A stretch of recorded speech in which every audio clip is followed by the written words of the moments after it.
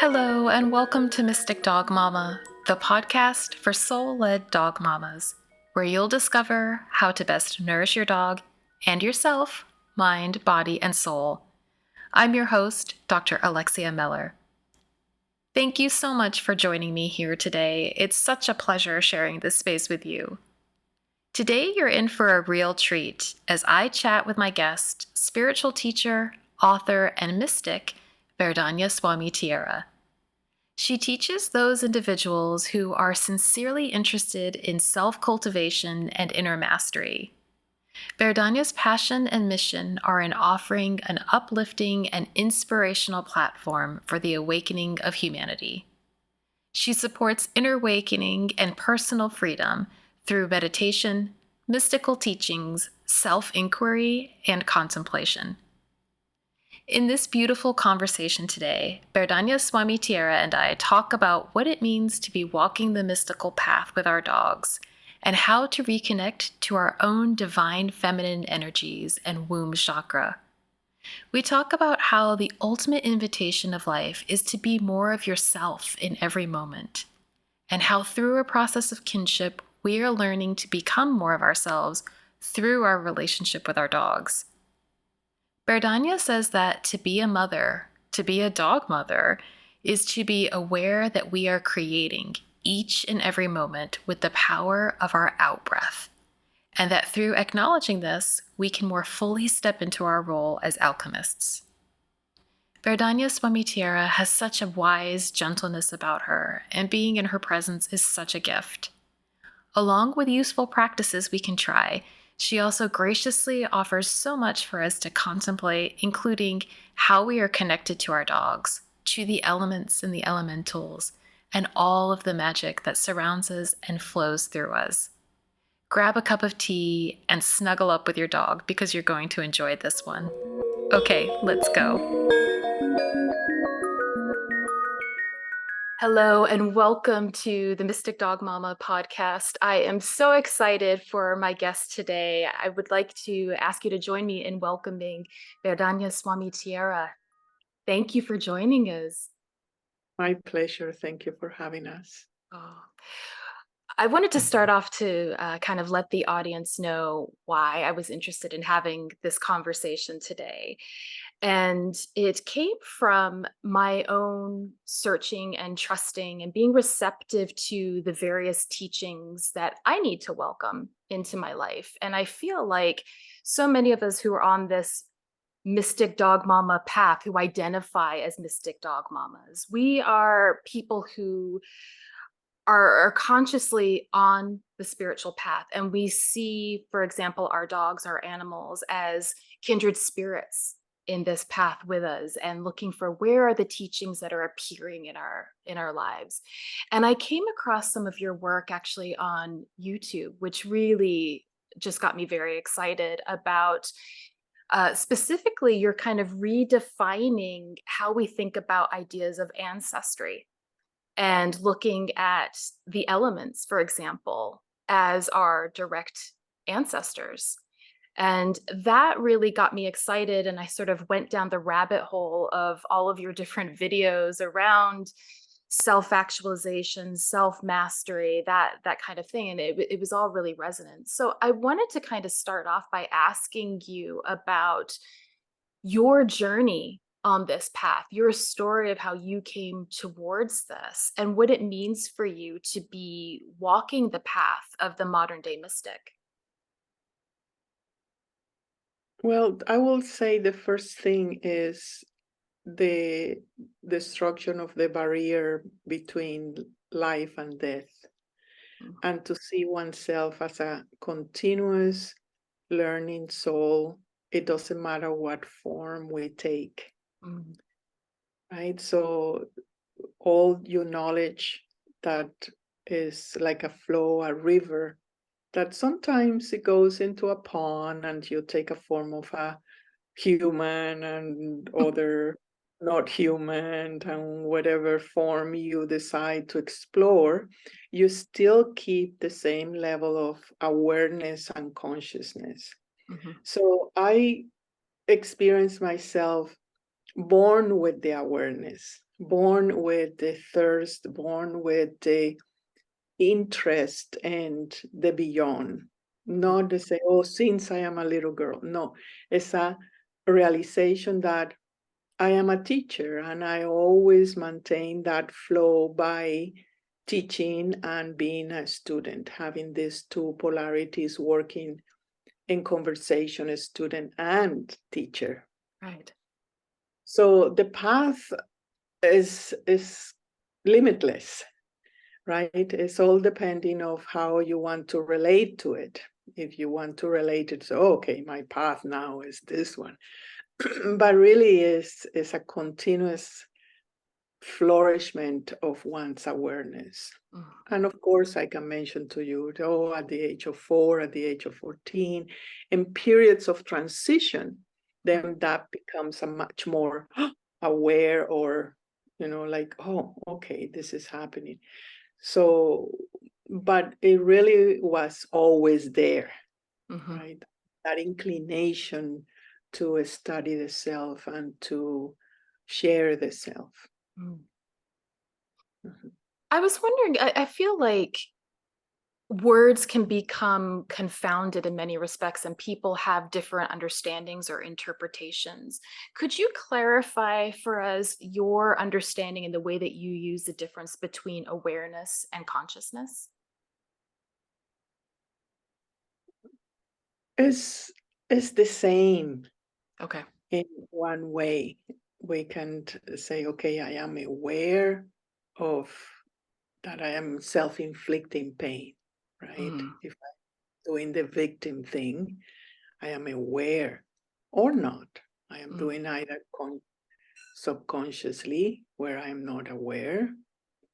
Then in the process of becoming aware, you become conscious of the self. And that consciousness of the self relate to all what it is, all what is the pure consciousness. But it's more in the process rather than the sign, this is this and this is that. It's either in the first stage, is I am unaware of my actions, of my thoughts, of myself.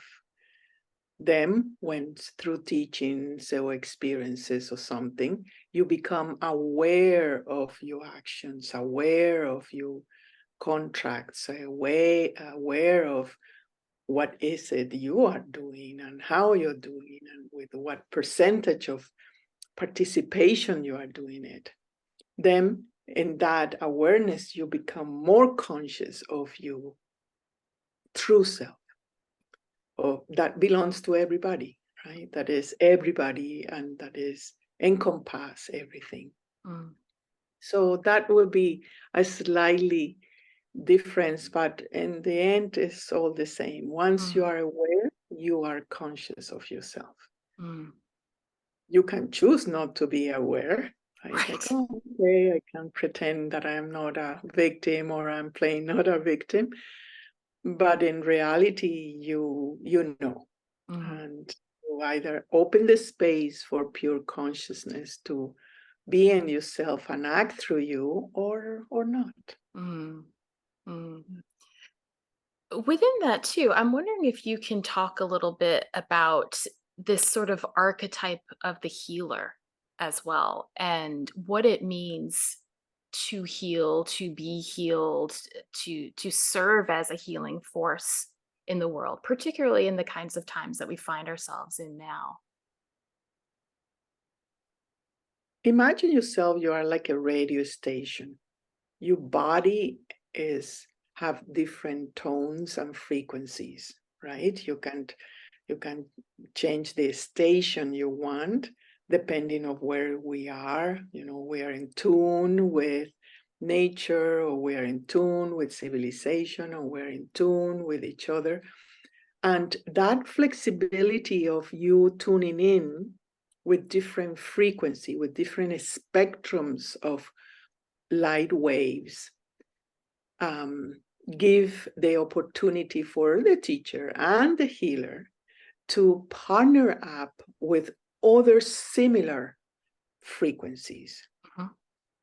So in that way, when if, let's say, the normal healing when you come to a chiropractor or a fascia therapist or something, the two frequencies start to be compatible. Mm-hmm. The two frequencies start to be in agreement to have and to be in a state of naturalness. It's a help. Mm-hmm. It's a synchronicity. In reality, nobody heals you.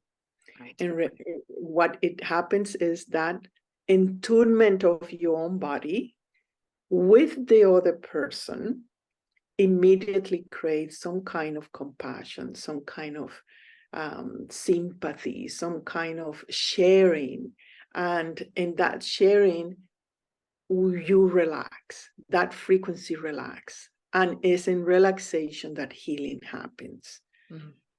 No other way. That's why, massage therapy, everything, all modalities of healing is be okay now, accept yourself the way you are, be relaxed about it, and tune with a group or somebody that reaffirm or serve you as saying that everything is okay, Mm-hmm. that your frequency is okay. Mm-hmm. So the true healing for me really is to be in the flow of continuous awareness, right? Is to heal the tremendous polarity of the forces between male, female, Ida, Pingala, if you don't know, if you know yoga, but these two forces that are always a battle within us, within. When they are at peace, when you have your receptive force at ease, you're receiving what you need to receive, when you need to receive it, at the amount that you need to receive it, and when you need to give what you need to give to whoever is receptive and to the amount that you need. You're not overextending anything. So these two balancing forces within the body, when they are there, you're healed. When they are in awareness, you're healed. Healing is about continuous learning in a matrix that is in polarity. Some people are killers, some people are saints, some people are takers, some people are givers, and it's fine. Yeah. It's not to condemn anybody or to prefer anybody. Is to maintain that relaxation in front of the play of life. Right. I think one of the things that I've been learning for myself within the notion of the healing journey too is to kind of challenge something that I think is quite prominent within Western understandings of healing, which is this idea of getting rid of. And that there's almost like a warlike energy when we speak about dis-ease or anything. It's get rid of it. And for myself, I've come to both the understanding through experience that in reality, healing is about, like you're saying, it's true acceptance and looking at whatever is presenting itself in my body or in my mind or in my energy field that feels like it's a disruptor. It's actually an opportunity, if I'm willing to bring it in rather than push it away, to be one of the biggest teachers. Right. And for that is to stop the violence within, because it's not only that we reject the pain, right? We say, no, I don't want to take this opportunity to transform me. This is no good. I have to get it out of my system, right? Either a person or a discomfort within. But that is violence. And that very subtly is projected in the world, is projected in the environment where we are. So I am in the healing path and I'm getting rid of all those things. It's more of the acknowledgement that we are alchemists, and that we are able to transform and transmute anything. That's the part of the mystic. That's the part of the seeker, where you say, okay, I have this inherited pain, let's say. Collectively, the women, for example, we share that sense of not being good, pleasing others, etc. It's a collective pain. And say, okay, what if I own it completely? If I don't fight with it, it becomes part of my wisdom and my experience. And it doesn't make me any better or any worse. It's just my trust that I can transmute. And that is such a profound inner security, especially in women, because we are the alchemists. We are the ones that transmute, give birth. We kill, we always change things, and we rebirth again. And the woman have lost connection with that ability of being the wise woman that is able to transmute that through rituals, through chanting, through togetherness. And that is the first healing for me as a collective humanity, is to accept that is you have nothing bad inside. You just have tension. And when that tension relaxes, all these bubbles of wisdom start to be revealed, meaning things that you have not accepted about yourself or that collectively we have not agreed in accepting. And one of them is to be the alchemist, because we are in an alchemy planet. Right. And we women represents that. Yes. So having that ownership give power to our own womb, to our own first and second chakra, which will ground communities. It will ground the man. It will ground our ancestors. I agree with you that it's a collective wound. And I think we often talk about it as well as kind of like the witch wound, where women who pursued the path of healing or who had that kind of knowledge that were connected more deeply with nature and were able to practice what we might call magic, but not in sort of like a Harry Potter kind of notion of magic, but like you're saying, this alchemy, being in tune with the elements and being able to work with them. That brought up a lot of fear for others, and consequently the woman was persecuted, so that whether or not we're even aware of it, just by the very nature of being in female identified bodies, we are carrying the energy of those persecutions, of that deep wound. And I think that's why so many of us right now are actively seeking ways to reconnect to our bodies, to ourselves, to nature in a way where we actually viscerally feel that oneness, where it's no longer just an intellectual exercise, but it's something that we actually embody. And I wonder if you could maybe give some advice for people on how do you take the first steps towards that? Number one, be impeccable, meaning don't believe what others say about you capacity. You have to be convinced of your own capabilities. You don't wiggle around. You are secure that you do have the alchemist gift simply because you are aware. So impeccability. Two, consistency is not something that you do for 10 days and then you give up and then you move somewhere else. Maintain consistency, because once you partner up with that kind of force, with that kind of spirits, you are supported with the elementals. You are supported by a series of a collective, non-seen beings that are ready to support. So if you're really serious, they will give you 100%.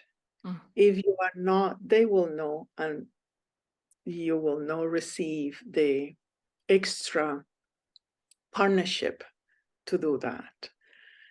And the only way to prove that is by you doing your own work, meaning learn to sit, learn to meditate consistently, time for yourself, certain solitude where you are just by yourself in silence consistently. You can have it 1 hour a day, 10 days a month, whatever is you prefer and you are capable. But the consistency, it will create discipline. Mm-hmm. And the discipline will create security. The security will create dignity. With dignity, you get respect. With respect, you can command the elements. So it's how sincere you are in really taking the path of being you, rescuing your alchemy. And I will say number 3 is share. Create circles where you are able to share your passion, your commitment, what comes out of your own inner research.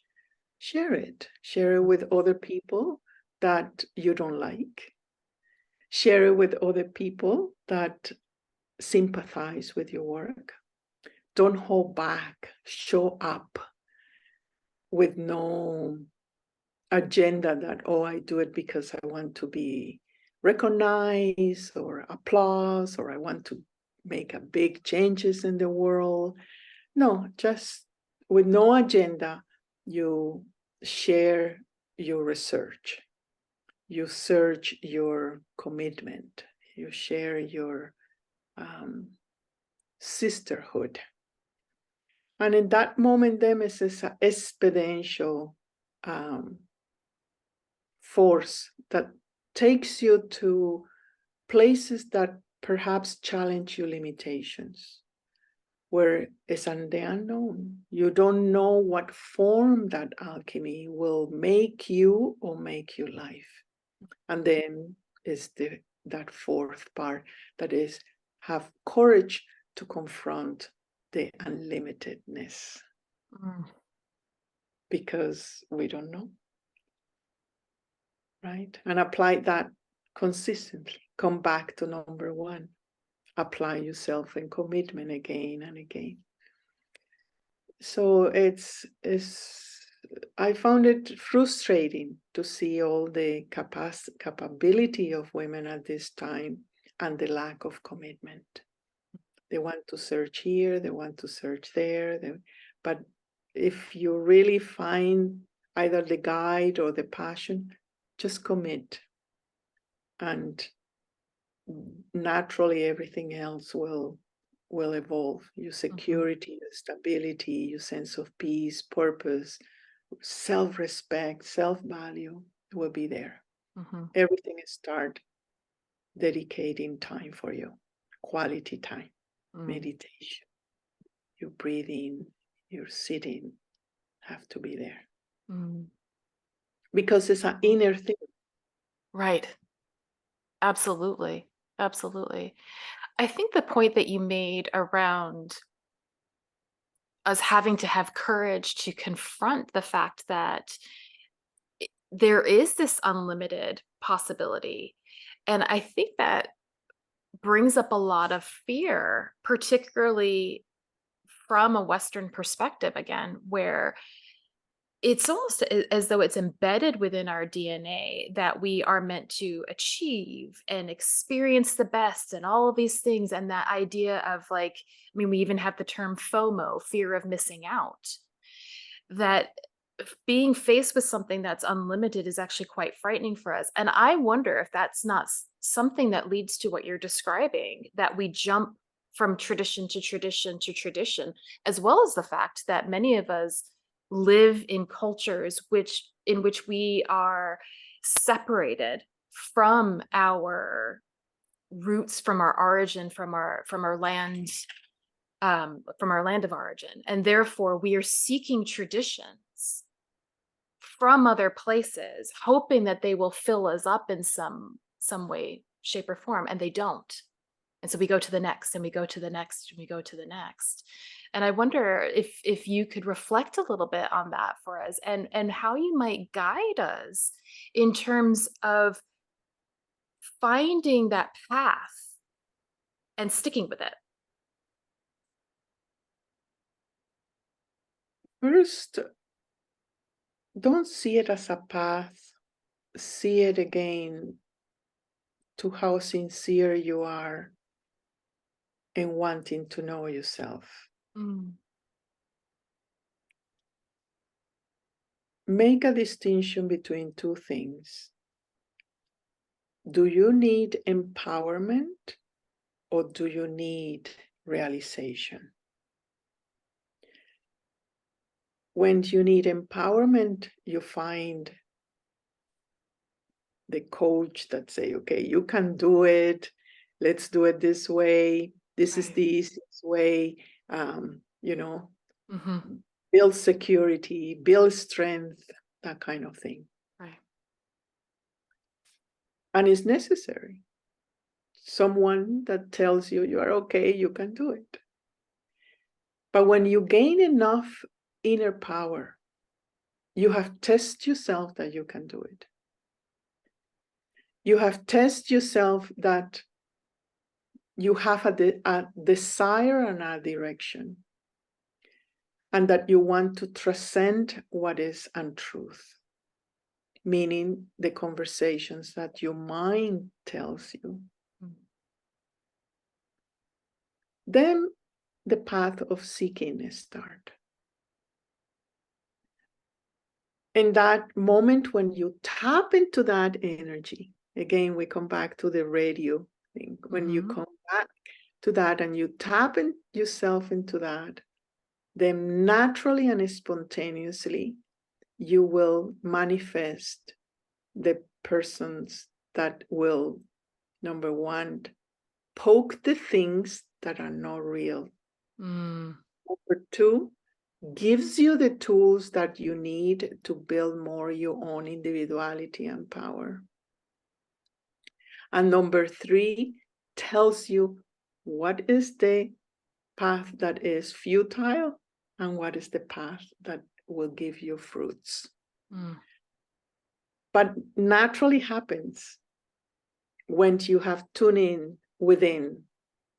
If you have empowerment, you create empowerment community. You Mm. can get empowered and you can empower. And it's a whole movement of empowerment in the planet as a transition. At the same time, there's a strong movement of people seeking self-realization. Not as something that, oh, is because it's something unattainable, but something that humanity is ready to tap into a self-conscious beings that say and reaffirm, I create my reality. So, and that is a different thing. You have already the strength within, Yeah. and then you have somebody that say you're cheating yourself or is cutting all the things that you think is real. Mm. And for that, you need a strength. That's why it's first empower, then go through the fire. Mm. And that happens naturally as a way of the cycles of transformation. Mm. So it's very unique to the person. And each person is a creator, male or female. Therefore, it will manifest what is in agreement with their sincerity of the heart. Right? So then the true teacher appears. It was no, oh, is this teacher for me or is not teacher? If you have that question, means you're not vibrating it. Right. You may better have empowerment rather than seeking to be a seeker. It's rare, the seeker. Mm. One could cut the tyranny of the mind. Mm. You need a strength. Absolutely. I love how you make that differentiation, and that working together, that coupling of self-realization and empowerment, that we do need both as we were going down the path. And I think it also speaks to when you're saying recognizing that we are each a creator, that we are creating our own realities. I think that can be confused a lot in the kind of mainstream where we think it's our ego mind that is doing the creation. So it's not the small self that is the true powerful creator whatsoever, but it's actually handing over the reins to the higher self and trusting that that's the one and create from that place. And I think if I'm understanding correctly, that's also what's linked to the womb chakra area, the power of the womb. That's the I that is creating. That's right. The one that creates is the energy or the attribute of the one that is the mother, Mm, is the attribute of the alchemist, is the belly, is life, mhm, the force of life, is Shakti, is the one that give birth to you or to the form, to the elements. They put it together depending of the type of awareness that you want or have. It grows you, take care of you, gives you everything that you need during your process of living, and destroy you. It kills you again, kills the form. That cycle of life and death is life. And that life is alchemy. Very precise, with certain beautiful, just the perfection of its cycles. We're actually having a meditation and cycles of life. mm, And the more we go into that course, we see the synchronicities of how each person has in different cycles on earth, on the soul, and in the spirit. mm, And each one is controlled and determined in relationship to your consciousness, to your awareness, to your willingness, and to life. mm. There's some things we cannot escape, we cannot cheat, we cannot accelerate, right? If you are not ready for that, it won't happen to you, Right. right? So that create patience, it create certain humbleness. Life humble us through the cycles of the experiences. And any experience that you have not assimilate, you will give it again in different form until you get it, Mm-hmm. until you become aware of what is it you're doing. And mostly is to become aware that you are the creator, that you form your reality in every single detail with the beauty and the flavor that you prefer and that you need to learn. Mm, That is the humbleness on the Divine Mother, mm, on nature itself. mm-hmm. That is not outside, right? It's not the trees and it's us. Right. We are nature. We are nature. Yeah. And I think that was the big takeaway from you speaking as well. The thing that I took away about our kinship with the elementals and the elements generally is that it reminds us that we are not separate.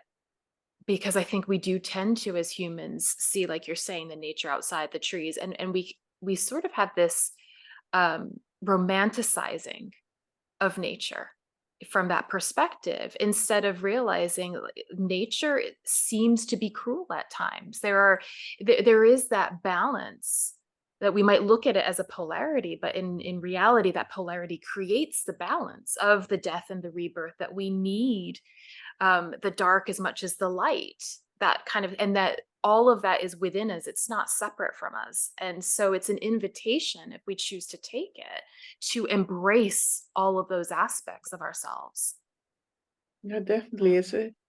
We don't realize that, if you have the picture that your soul is energy, Mm, and as you descend or ascend into matter, you become more and more solid, more mhm, dense, because the energy of the 5 elements: air, water, fire, earth, ether, get together in order to form your body. And same elements with different consciousness, with different frequency, is the trees, is the animals, is the different races. But we all share the elementals.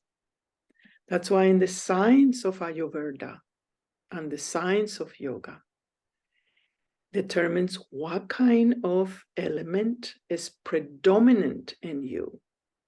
And you must learn how to take care of it.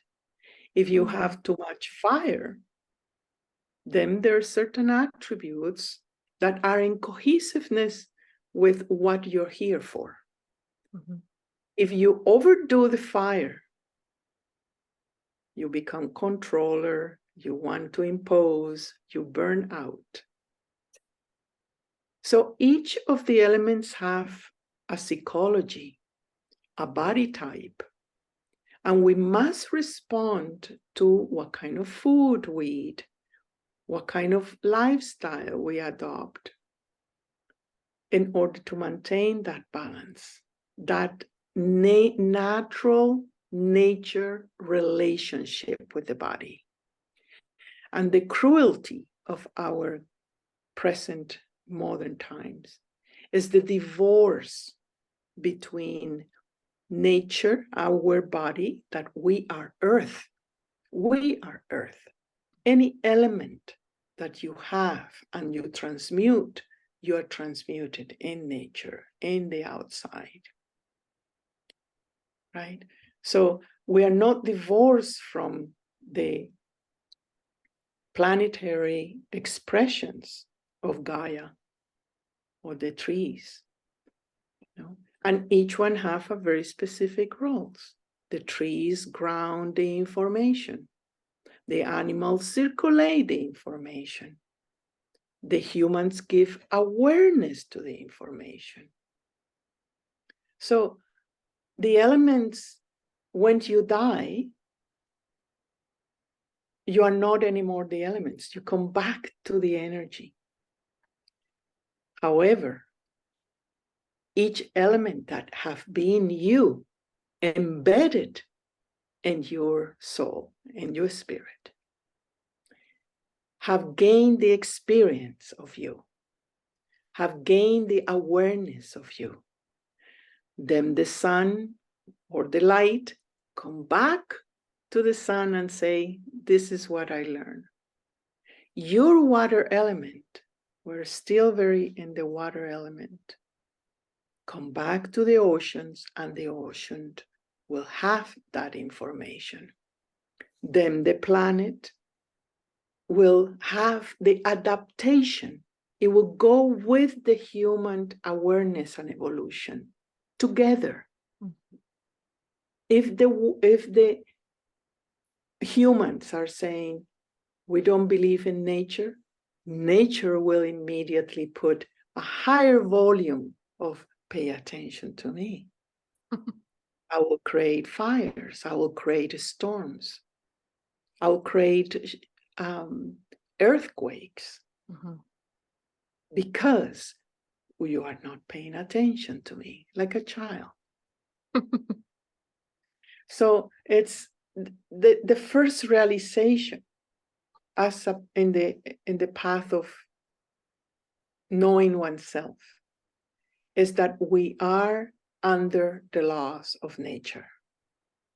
And the whole science of Ayurveda have laid out how to heal, how to behave, what are the codes of conduct while you are in the body, in the human form.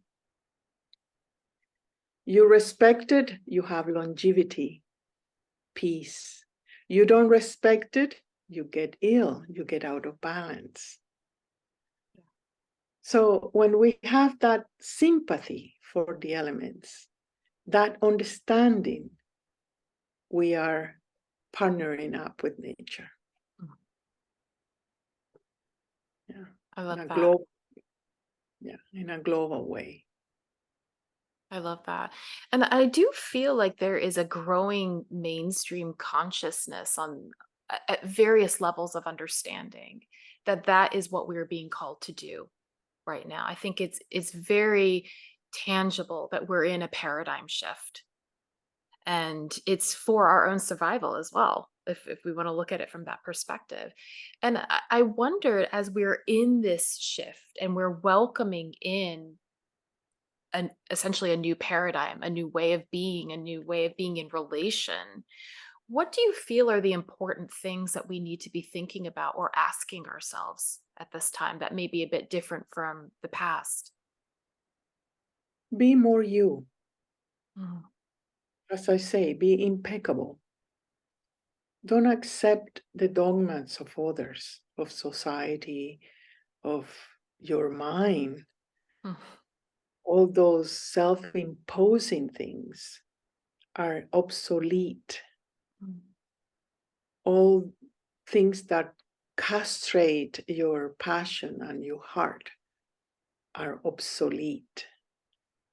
Have the strength to be you, to be more you, and to obey what you know, with no excuses, with no delays, with no mind interest of, oh, this is better for me. You don't know what is better for you.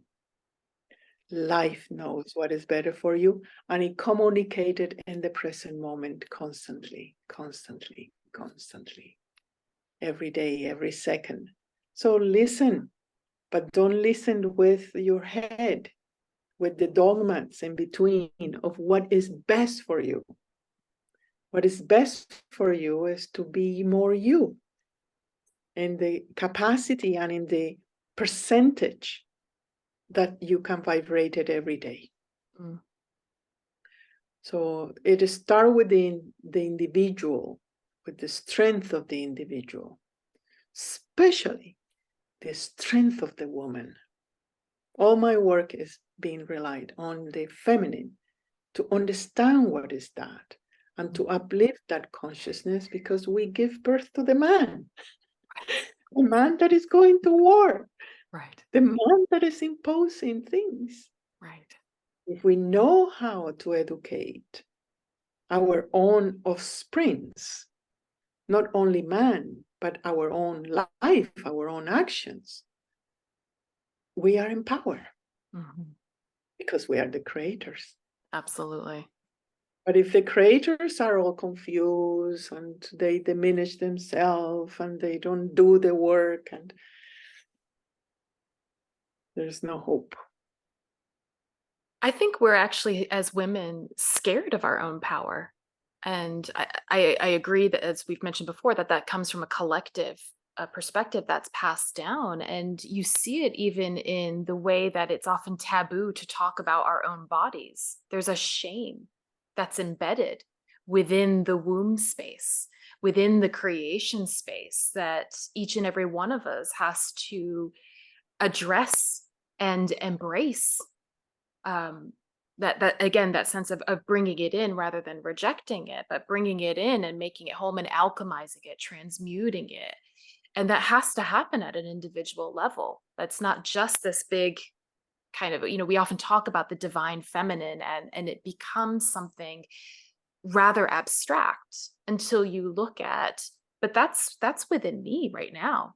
And how am I engaging with my own sense of divine feminine? And am I being kind to her? Am I recognizing her power? And I think something that was helpful for me, and I hope that this is helpful for others listening too, is recently paying more attention to the notion of deities, and specifically the goddess. And I think I always had a bit of a resistance around that, because it felt like an externalization and kind of a giving of power away. But reflecting specifically at this point for myself upon the kind of relationship with um, kind of Indian perspectives, the Hindu perspectives on the way that the gods and goddesses are engaged with that, it's very much about, there might be a statue, there might be a poster, there might be some sort of image, but the whole point of that image, of that externalization, is to reflect it back, to see that it's within you. So when you are making offerings to the god or the goddess, it's not this giving power away and hoping that some external force will take care of you, but it's about cultivating a relationship and honoring and caring for that part of you that you always have within you. And I think that was something that was really quite a powerful realization, that I didn't understand that I didn't understand that, if that makes sense. Yeah. Well, giving you feedback about um, are women afraid of the power Mm, of the power? I advise to see that the fear is from the mind, yes. that actually the heart of the woman have incredible, incredible fearlessness. Mm. See it in the mother. It will do anything for that dog, Yeah. child. It will do anything. Mhm. Fearless.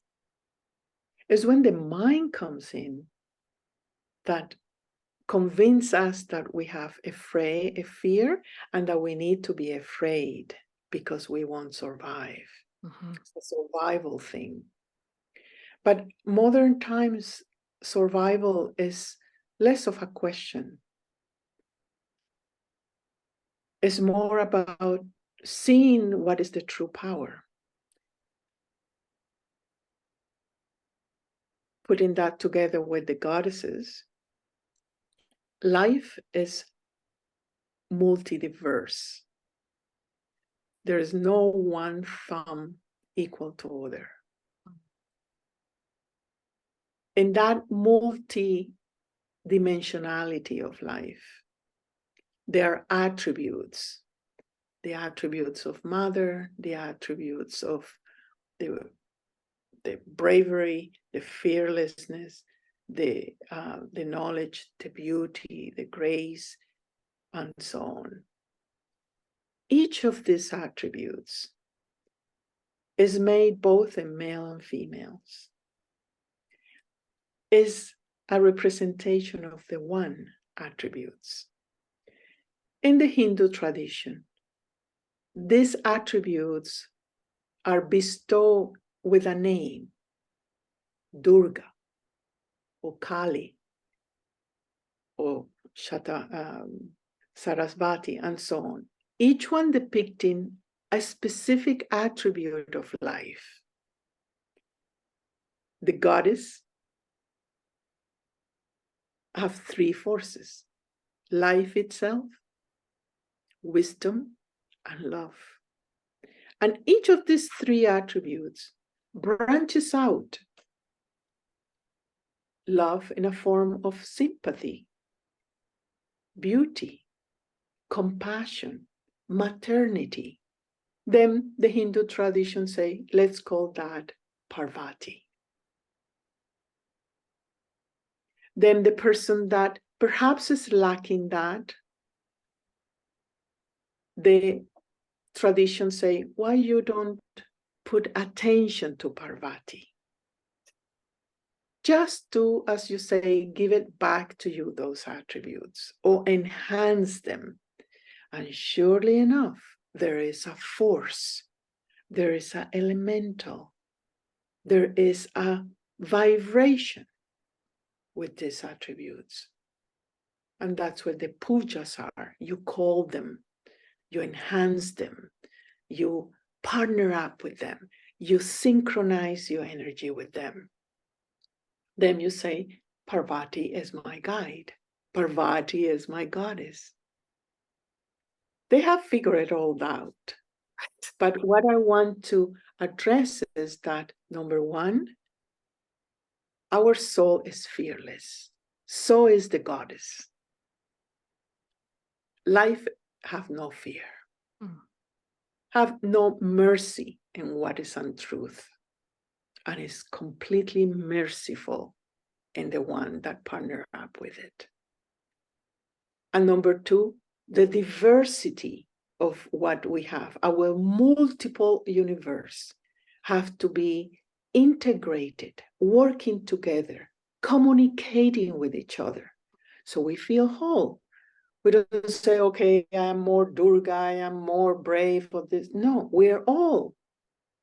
We do surely carry one more than other that is in cohesiveness to what we have to do in our life and what we have to express, of what we have signed up as a sacred contract with the elements, with earth, to manifest something, to share something, to contribute with something. Right? So it's our multidimensionality that sometimes as a woman confuses us. Or what road to take? What is it that I need to do this? But if you're established in your inner commitment, the clarity is precise, perfect, synchronized, and supported by life itself. Oh, I love that. And thank you for reframing what I was saying around fear as actually a confusion, because I do think that's actually the truth of it. And we're in a kind of time and place now where we can expand our understandings of what it means to be a woman, what it means to be within the feminine energy. That it's not necessarily, I think there's been, in the past where there was this assumption of that equaling being a mother. And if you were not a mother, or you made that decision not to be, that somehow your sense of being um, a woman or female or embodying feminine energy was somehow less than, or not fully expressed. And I think that's actually one of the things that has been coming up within, like, even the term dog mom. Part of my naming the Mystic Dog Mama podcast in this way is a bit of a play on that notion of how do we start to redefine what motherhood looks like, what it, not so much motherhood, but more like the figure of the mother and the feminine energy, and bringing it to a place of a sense of stewardship as well, that the mother stewards, as you were saying, the offspring, and we are stewarding um what it means to be a human in this world now. And Mother Earth is stewarding us as well. As if we get, like you were describing, if we're that child that's not listening, that's not paying attention, she will bring the attention back onto what's important. And that sense of stewardship, I think, is something that we have kind of lost in our desire to dominate nature, in our desire to um kind of, in a sense, express the things that are misaligned about being a human in many respects. So I like Uh, that. yeah, the mother is an each out breath. Mm, You give birth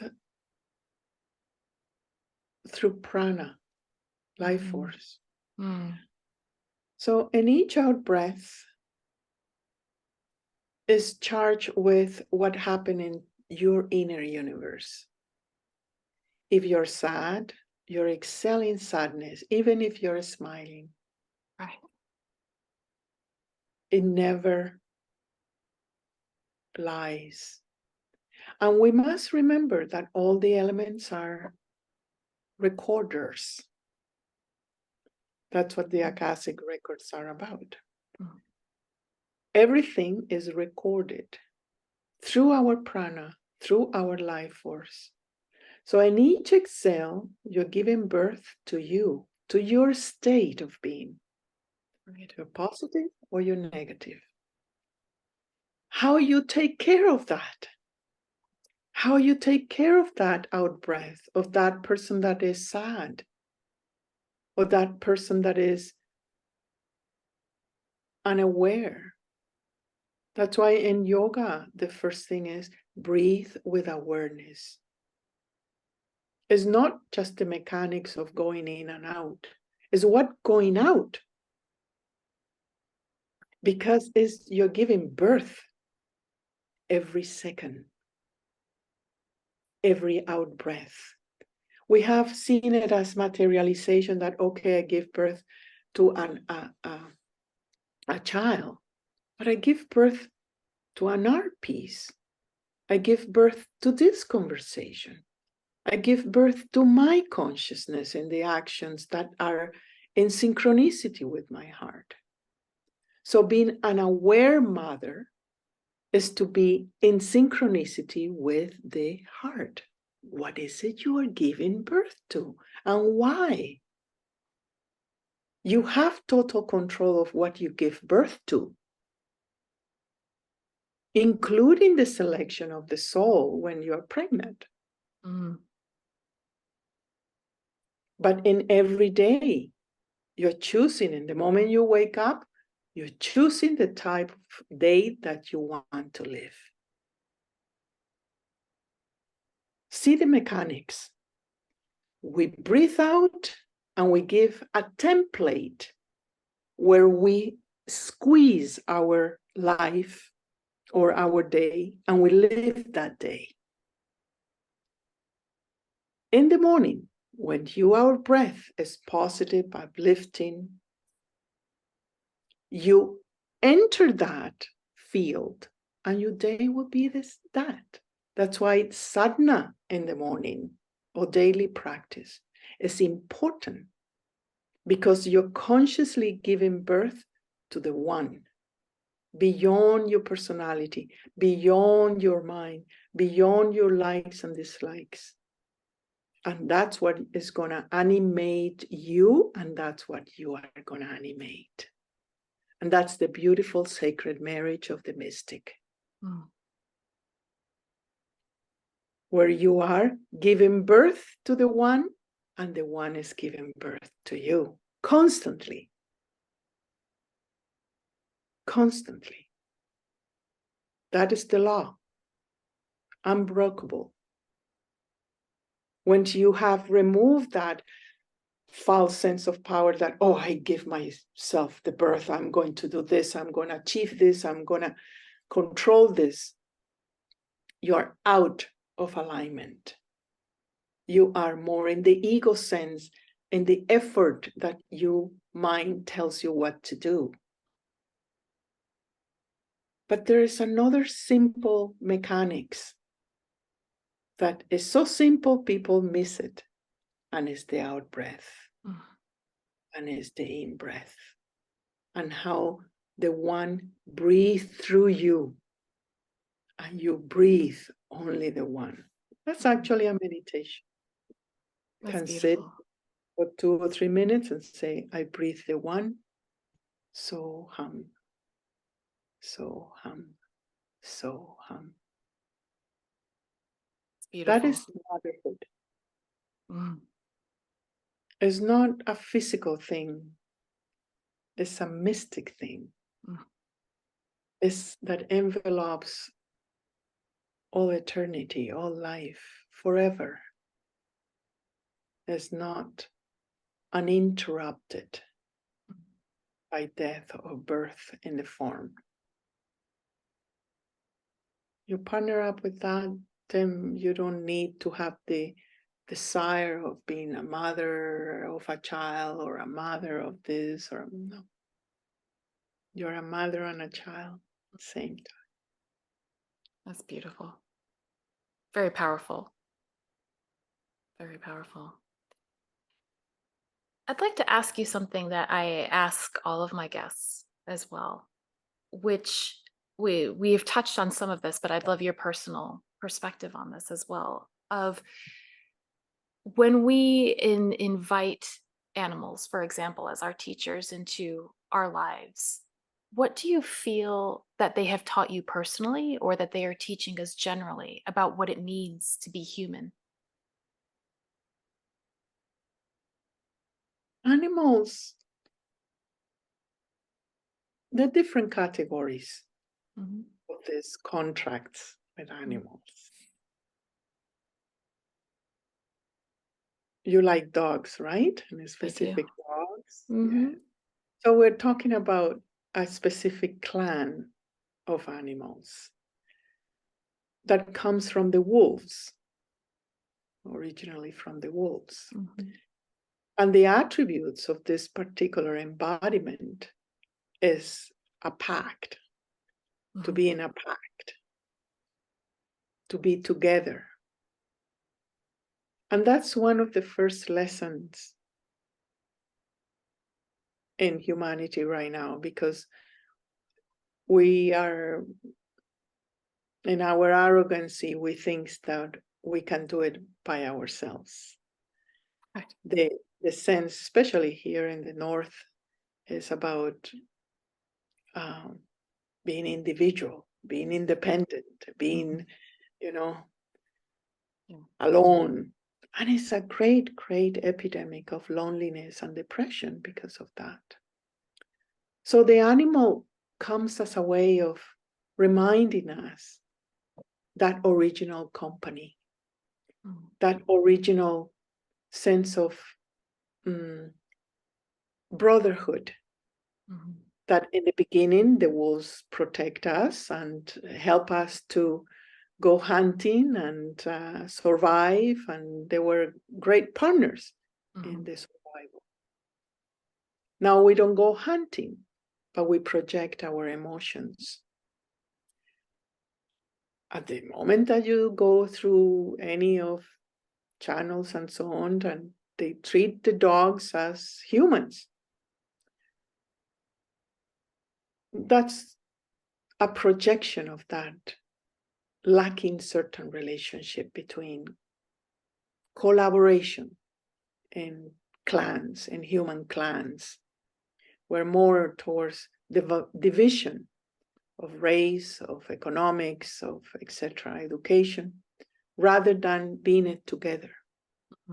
So dogs bring that sense of togetherness, that sense that, yes, you need to come out of yourself unconditionally, loving unconditionally, accepting the other that have no logic, right? Dog have no logic. Only want to play, feed, and be with you. Right. So that original connection is stimulated in humans through the animal kingdom. And that also the extra stress that humans have, the dog kingdom have volunteer, takes some of that to alleviate that stress of lacking the partnership, the cooperation. So it's not unusual that, let's say, a person that is overstressed or have an illness or something, and the dog die. Right. With the same illness. Right. Yeah. Isn't that partnership of the dog kingdom that say, let's help? It's the dog world. It's the dog agreement. So we have modified genetic the dog to make it almost like the baby in response to that sense of lacking. I am not a creator. I need to take care. But who I take care? Another human being is danger, because it won't agree with me, will betray me, will want something from me, but not my dog. Right. A safe relationship. So it serves as a transition in couples to have the first baby. It serves as the single ones to have a motherhood sense of protection and nourishment. It serves as a child as the first company, and so on. Right? So from the wolf to be living with us as a baby, if you see the development of the conscious of the dog awareness. right? Yeah. There always have been this partnership with humans Mm. while humans need it. But it's not necessarily in other worlds Right. where the human feel complete in itself. The wolves are in the wolves, and Right. they don't need that help, that emotional support, Mm-hmm. right? Yeah. So it's a race of the agreement between two races. How Absolutely. long it will last, I don't know, but it serves many purposes Yeah. depending on the person. Absolutely. I also feel like, as in this time where we as humans are often so disconnected from nature, as we've mentioned, feel that way, that dogs serve as a gateway. We have invited a wild being, wild, into our homes, as you're saying, into our worlds, and they also get us out in nature. We go out for walks with them. We take them out to the beach. We do a variety of activities. So they facilitate, in addition to that sense of companionship, they facilitate us re-engaging, as well as I was chatting with somebody recently about how dogs are unashamedly themselves, all of themselves. They have no shame about their natural needs, for example, and who they are. And I think that's also part of the teaching, kind of extending on what you were just talking about, that if we choose to open ourselves up to that, they are teaching us to fully love and accept ourselves as well. All the things that we have that we deem shameful about ourselves, they are there to mirror back to us that those are the places that need love. Yeah, it reflects the known mind. I think that's one of the major things. And sadly, in that partnership, also we need to be aware what is it that we contribute to the dog kingdom. And I have witnessed dogs having guilt, Mm. having shame, Wow. right? That they've picked up from humans. Mm. Right. So again, it's an invitation, like you were describing, of being conscious of what our out breath is, that there's a responsibility for what we're putting out there in our Right. own particular experiences, but also the impact that that has on those around us. And it's more in the emanation of our energy, because the dog, animals, and nature pick up our vibration. Yeah. And the fundamental distortion of our beauty, grace, and light have turned into guilt. And that's what they pick up. You know, if you see a dog and say, "Who did that?" If they did it, they shrink. Right. Right. They have a sense of morality. Why? You see that in a wolf? No, no. Yeah. So it's to be aware. So why do I have it, and what do I impose on that? What is the exchange? What is Right. my vibration? It's not what I say, right? It's the same thing with a child. You can say to a child, "You're a good girl," but if you're emanating anger, you can be as sweet as you want with the child, but the child won't listen to the words. It will listen to the emanation Right. of the mother. In any relationship, you pick Right. up the emanation.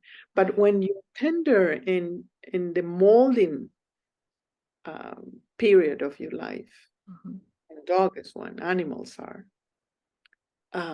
as a child as well. You pick up the emanation and you get formed by that emanation. Right.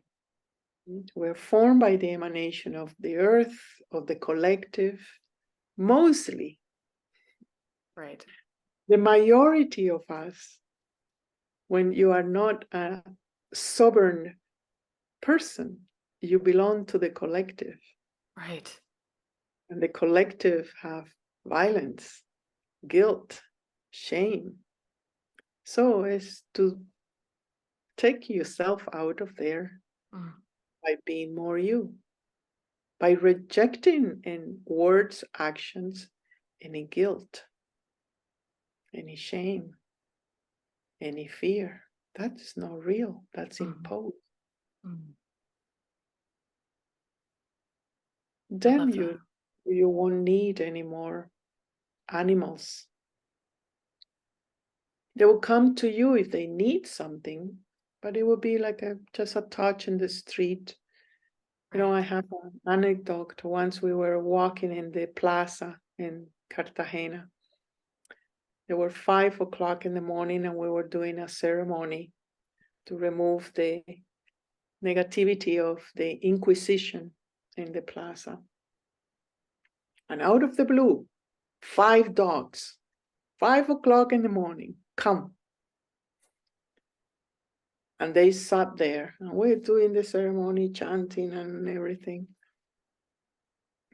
We finished the ceremony and the dogs just follow us for half a day. Wherever we went, these dogs. Some of the students say, oh, I want to take it home. It's so sweet. Can we put a collar and see the dog? I said, leave it alone. And then after a period of hours, very precise, they disappear. What was the relation? Well, the helpers, were they incarnated? Were that previous dogs of the owners that we were liberating? What happened? Right. So we don't know the mysteries of the animal kingdom and how it get close to us and how we just, at one point, we don't need them anymore, right? But if we put anything on them, our need to be good, our need to care for somebody, our need to, if we put our neediness, we're bounding the race of the dog kingdom. Let it free, as the child is. Right. As any bird is, as just keep walking. Keep walking. Touch every soul with awareness, but don't possess. I think that's really wise advice. Thank you for that. You're welcome. Is there anything else that you'd like to share with the audience today?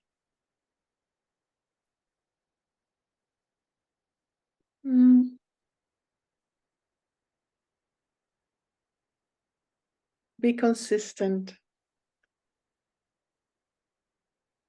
in whatever you're doing. Don't be deluded in your mind. Take time for you. Repose. You're okay.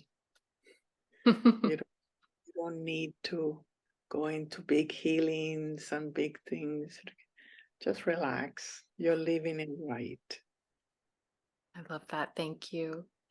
And if people want to find out more about your work, you offer, obviously, you have your YouTube channel where you have all kinds of wonderful videos, but you also offer various courses and retreats, etc. Where can people find out more information? Yes. If they speak Spanish, if they're speaking Spanish, there's a website for them. And if they speak English as well, as you may know, I have an online school called Evolution, where countless courses of different topics for different levels for empowerment and for realization. Berdhanya.com is what it will give the entrance. And I like to accompany people close, not just, take this course, but connect with me, write to me, talk, have conversations to give you clarity, guidance on that. So coaching is important on that. And in there are different modalities, if you are the type that want to have you studies privately, there is private courses online. If you like the group and travel and so on, there's all kind of things you can do. But mostly we do earth work, where we do ceremonies on earth, and we have the Council of Earth, it's called, where we meet online and we work in different parts of the planet. And sometimes, or at least twice a year, we go to different sites on earth to do the work. Then there's meditation program, different, every week we meet to have the meditation. I love it. So it's all kind of things you can choose in the school. Wonderful. Yeah. And I will put your information in the show notes below for people to connect with you directly. Oh, Berdhanya Swami Tierra, I am so grateful for this conversation today. I am leaving this feeling just so much more expanded and light, and I am incredibly grateful. Thank you for your generosity of time and spirit and wisdom. Namaste. Namaste. Thank you so much for joining me for today's conversation with Berdhanya Swami Tierra. I hope you enjoyed it. I'd love to hear your thoughts and what steps you're going to apply as you walk down your own mystical path. Send me a message on Instagram at Mystic Dog Mama. To learn more about Berdhanya Swami Tierra, her courses, and other offerings, visit her website at berdhanya.com. I've left the link in the show notes. If you're enjoying the podcast, please subscribe, tell a friend, rate it, and review it. It really helps other Mystic Dog Mamas who are looking for community and support to find the podcast.